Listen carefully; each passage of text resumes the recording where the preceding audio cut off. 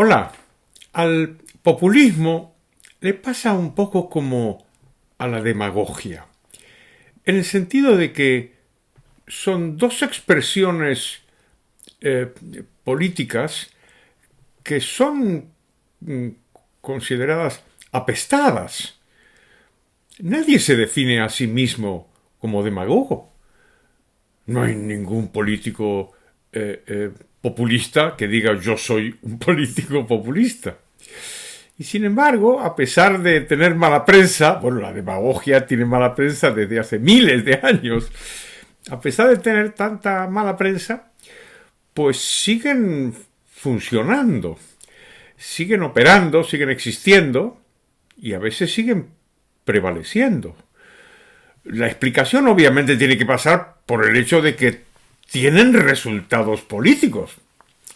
La demagogia será condenable, pero si todos los políticos demagogos tuvieran fracasos electorales a continuación de sus proclamas o propuestas demagógicas, pues la demagogia habría desaparecido. Otro tanto con el populismo, ¿no? Si el populismo se tradujera en resultados políticos sistemáticamente negativos, pues no habría partidos populistas ni políticos populistas. Si siguen existiendo es porque funcionan, es porque de alguna manera tienen resultados. Es verdad que podríamos afinar un poco el análisis y decir, claro, el problema de los demagogos y los populistas es que el tiempo que tienen es relativamente estrecho, en el sentido de que la gente les está demandando, probablemente con desconfianza acertada, les está demandando resultados más o menos inmediatos. Si no los brindan, pues entonces pueden desaparecer. El caso más interesante de la España de los últimos tiempos es el caso de Pablo Iglesias, ¿no? Que llegó a ser, bueno, aparte de vicepresidente del gobierno de España, pues la segunda figura en la política de la izquierda española, y de hecho se pensó que su partido podía incluso llegar a superar al Partido Socialista. Y así como subió como la espuma, pues también bajó como la espuma, y el propio Pablo Iglesias fracasó estrepitosamente en su último intento electoral en la Comunidad de Madrid. Fue arrasado por Isabel Díaz Ayuso y por su propia fracción alternativa de la izquierda populista, y se retiró.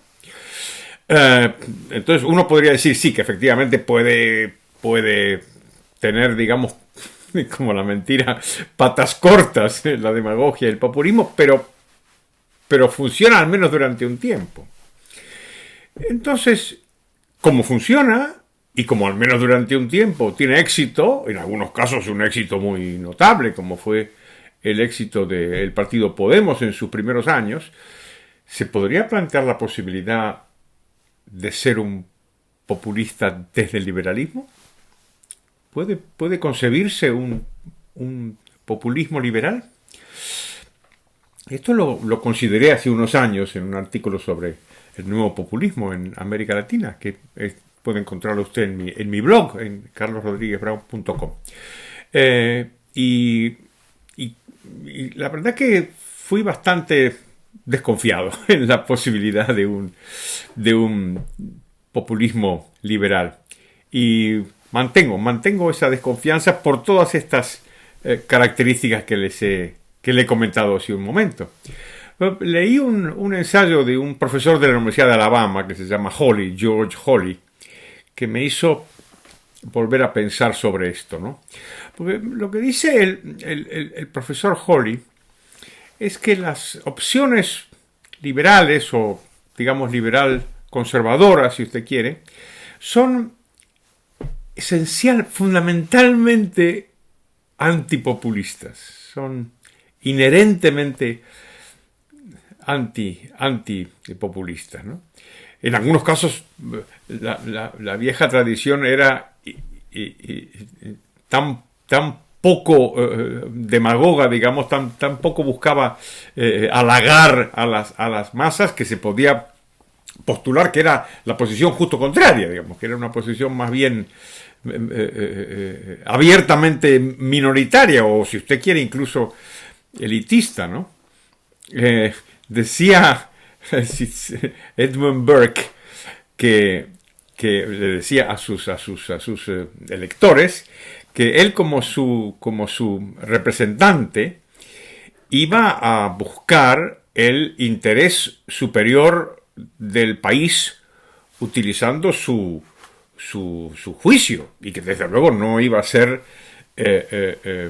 ningún servidor acrítico de los caprichos del público. Imagínense cómo sería esto ahora, donde los diputados o senadores no pueden ni alejarse de lo que les ordene su propio partido. Mire lo que le pasó a Cayetano Álvarez de Toledo, ¿no? Por tener principios liberales y pensar por su cuenta, ¿no?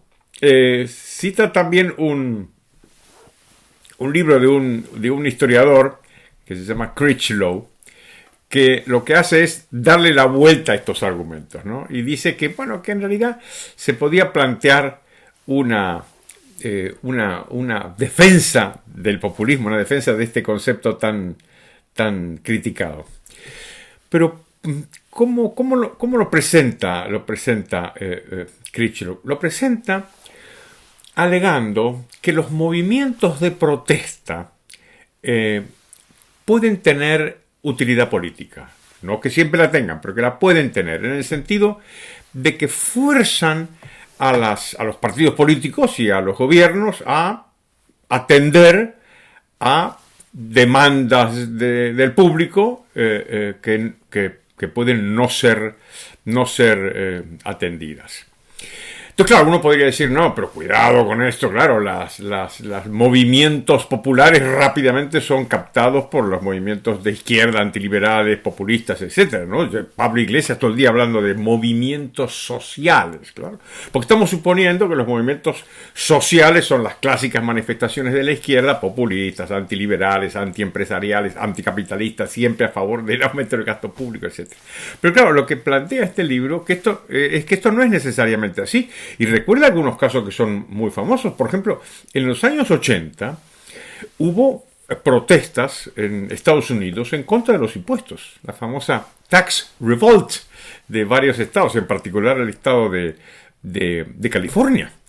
Y este movimiento, un movimiento popular, o si usted quiere, populista, llegó a captar la atención de los políticos y, bueno, formó parte del conjunto de ideas que llevaron a Ronald Reagan a la presidencia de los Estados Unidos y a aplicar políticas en algún sentido, no en todos, pero en algún sentido liberales. Con lo cual, la estrategia clásica del populismo, el uso de la calle, las consignas más o menos sencillas, pues no son necesariamente malas. Yo recuerdo que en los últimos tiempos hemos vivido en España esas protestas. Alguna vez lo hemos comentado usted y yo, por ejemplo, las protestas contra el impuesto de sucesiones, que ha llevado a la gente a manifestarse en la calle. Pues porque el impuesto de sucesiones es muy criticable, como usted sabe perfectamente, ¿no? Con lo cual, la apelación a los movimientos populares, a las protestas, que son características del populismo, no son indefectiblemente antiliberales. También pueden ser liberales. Y si se traducen en movimientos políticos que promueven la mayor libertad y los derechos de la gente, pues deberían ser defendibles, ¿no?